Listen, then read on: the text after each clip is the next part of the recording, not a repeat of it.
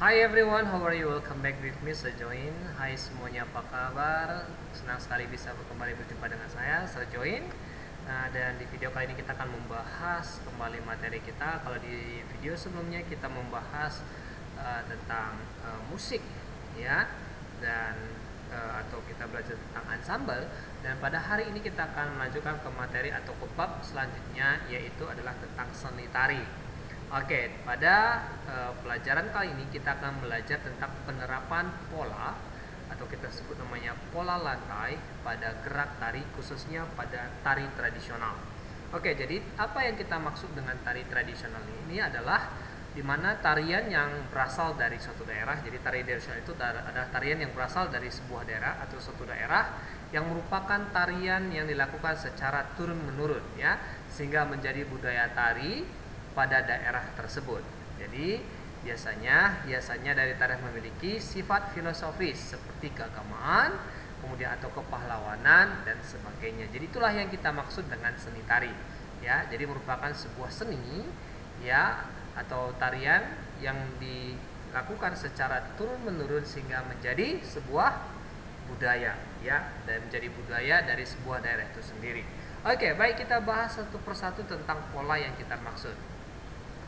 Oke, jadi sebelum kita masuk lebih jauh tentang pola pada seni tari, maka kita akan belajar tentang apa fungsi daripada seni tari itu sendiri. Ya, jadi di sini ada 3 yang saya buat tentang fungsi daripada seni tari itu.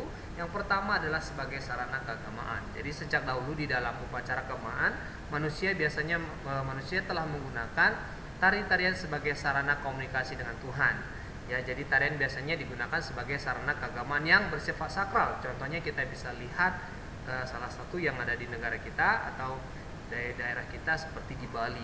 Mereka juga menggunakan tarian sebagai sarana keagamaan. Oke, bahkan di daerah kita terdekat sendiri juga bisa kita lihat bahwa tarian itu juga kita buat sebagai tarian yang menunjukkan sebagai sarana keagamaan. Oke, baik. Yang kedua adalah sebagai sarana pergaulan. Oke, jadi tarian pergaulan ini merupakan tarian yang diperuntukkan untuk menyatakan kerukunan masyarakat. Jadi biasanya ini bisa diadakan, bisa seperti acara tahunan, ya, seperti di daerah Tanah Karo itu biasa menggunakan acara tahunan atau disebut namanya pesta tahun atau kerja tahun, ya. Dan ini digunakan biasanya sebagai diadakan sebuah tempat di mana diadakan sebuah pertunjukan, terutama tari, ya, seni tari sebagai sarana dalam pergaulan di mana setiap orang itu bisa bertemu kembali di tempat di mana diadakan acara itu, seni itu, ya. Jadi karena manusia ini seperti kita tahu bahwa manusia adalah makhluk sosial, ya, sehingga manusia itu membutuhkan interaksi dengan manusia yang lainnya, sehingga muncullah suatu keakraban dengan mengadakan sebuah acara, yaitu adalah sebuah pertunjukan, ya, seperti kita bilang adalah seni tari itu sendiri. Oke, baik. Yang ketiga adalah sebagai hiburan pastinya, ya. Jadi selain daripada keagamaan juga sebagai pergaulan, maka otomatis seni ini khususnya tari itu kita gunakan sebagai hiburan, ya. Jadi tari dijadikan sebagai hiburan semata. Hampir setiap daerah ini Indonesia, terutama daerah kita semuanya ini memiliki ciri tarian atau ciri khas tersendiri tentang seni, terutama bagian seni tarinya. Jadi dalam setiap pertunjukan itu diharapkan setiap penonton tarian ini akan merasa terhibur, ya. Jadi setiap orang yang telah menyaksikan penampilan atau pertunjukan terutama bagian tari, maka pasti semuanya juga orang bisa terhibur dengan seni itu. Oke, baik. Kita masuk ke dalam unsur-unsur yang mendukung tari tradisional. Jadi kita akan belajar apa saja yang mendukung daripada seni tari itu sendiri. Yang pertama kita harus tahu ada tentang pola. Ya, jadi pola lantai itu, ya, adalah sebuah pergerakan yang dilakukan dengan cara berpindah atau bergeser atau secara teratur sehingga membentuk pola denah tertentu untuk menjadikan tarian lebih indah atau menarik. Jadi pola ini adalah merupakan suatu denah atau sketsa yang kita pakai, ya, untuk membentuk atau menjadikan tarian lebih indah. Bagaimana pola, bagaimana pergerakan yang kita lakukan. Selain daripada itu, pola ini kita juga butuhkan untuk kita dapat menguasai panggung, namanya, ya. Kita dapat menguasai panggung. Jadi kita butuhkan pola, ya. Jadi pola itu sendiri kamu bisa lihat seperti ini. Ini adalah pola, ya. Salah satunya adalah tari Saman Aceh, ya, tari Ambon, ya, kemudian tari Anandun dari Bengkulu, kemudian tari Tondak, ya, dari Riau. Ini adalah merupakan beberapa pola, ada pola lurus dan ada pola melengkung. Jadi pola itu sebenarnya ada dua, itu adalah pola lurus, pola melengkung, ya. Jadi pola itu sendiri terbagi atas dua, nak, ya. Jadi pola itu kita seperti saya sebutkan tadi, pola itu terbagi atas dua, yaitu adalah pola lurus, ya, kemudian pola melengkung atau lingkar. Apa saja yang termasuk pola lurus? Yaitu seperti contohnya adalah seperti bentuk pola horizontal, persegi, ya, zigzag, ya. Itu adalah tari yang biasa disebut adalah pola lurus. Sedangkan kalau pola melengkung atau biasa disebut adalah seperti bentuk pola lingkaran, seperti bentuk lingkaran atau setengah lingkaran.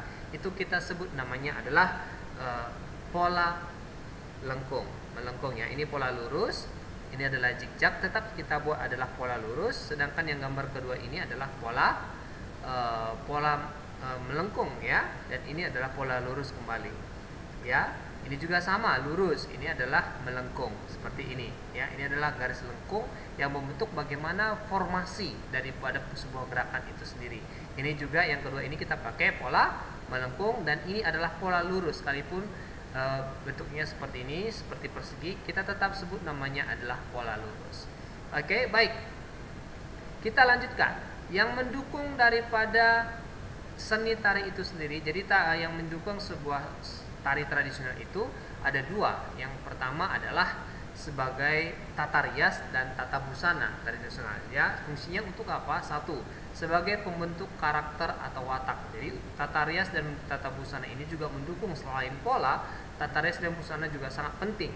Karena kenapa? Tata rias ini sangat penting. Yang pertama sudah saya sebutkan tadi, bahwa sebagai bentuk karakter atau watak, ya, dari karakter si penari itu sendiri. Jadi kita ketahui dari bagaimana bentuk tata rias maupun busana mereka. Contohnya adalah seperti tata busana, di mana sebagai pembentuk tokoh, ya. Jadi pembentukan karakter atau watak tokoh dapat dilihat pada tata rias wajahnya atau juga dengan kostum atau busana yang dipakai. Biasanya seperti contoh karakter pemarah atau jahat jenisnya biasanya menggunakan tata rias warna merah yang lebih dominan, atau biasanya dibuat itu adalah seperti hitam. Nah, itu adalah seperti contoh daripada unsur yang penting dalam sebuah seni tari. Jadi selain daripada pola, kita harus juga pahami tentang bagaimana tata rias dan tata busananya juga. Selanjutnya yang ketiga adalah properti dari tradisional itu sendiri atau alat yang dipakai saat menari. Ini juga sangat penting dalam unsur mendukung dalam sebuah pertunjukan seni tari, karena dari properti itu sendiri bisa dibentuk atau menjadi nama daripada tarian itu sendiri, ya, jadi dari alat yang dipakai. Contohnya yaitu adalah contoh tari payung, ya, yang menggunakan payung. Kemudian tari piring yang menggunakan piring sebagai propertinya. Jadi dari alat yang kita pakai itu bisa menjadi nama daripada tari tradisional itu sendiri. Oke, jadi properti juga sangat mendukung. Oke, kemudian yang terakhir adalah tata iringan tari tradisional. Jadi tata iringan ini atau kita sebut adalah tata musik. Oke, jadi di sini ada dua yang akan kita bahas tentang tata iringan pada musik itu sendiri. Yang pertama adalah iringan internal, sedangkan yang kedua adalah iringan eksternal. Apa yang dimaksud dengan iringan internal? Yaitu adalah di mana, ya, iringan tersebut dilakukan sekaligus oleh penari. Contohnya adalah iringan internal antara lain seperti tari Saman, di mana para penari itu menyanyi sebagai iringan sambil melakukan gerak. Jadi di sini mereka yang membuat iringan mereka sendiri dengan seperti contoh dengan bernyanyi dan melakukan gerak. Jadi itu adalah iringan internal, ya, bernyanyi sambil menari. Jadi musiknya kita buat sendiri atau iringannya kita buat sendiri. Oke, seperti di Papua juga, ya, di Papua juga sama. Mereka dengan memukul alat musik mereka sambil menari, itu juga adalah internal. Oke, yang kedua adalah iringan eksternal. Jadi iringan eksternal ini biasanya hampir seluruh dan bahkan pada saat sekarang ini hampir setiap seni tari yang dipakai dengan menggunakan iringan eksternal. Ya, iringan eksternal ini adalah iringan yang berasal dari iringan, ya, berupa iringan yang menggunakan alat musik yang dimainkan atau musik yang berasal dari tape recorder. Artinya ada sebuah rekaman dari musik rekaman, ya, dan itu kita lakukan gerakan, ya, sesuai dengan musik daripada rekaman itu sendiri. Oke, jadi tradisional Indonesia lebih banyak menggunakan iringan eksternal ini, ya, daripada iringan internal itu sendiri. Ya, hanya beberapa daerah yang menggunakan iringan internal. Salah satunya adalah dari Aceh dan Papua.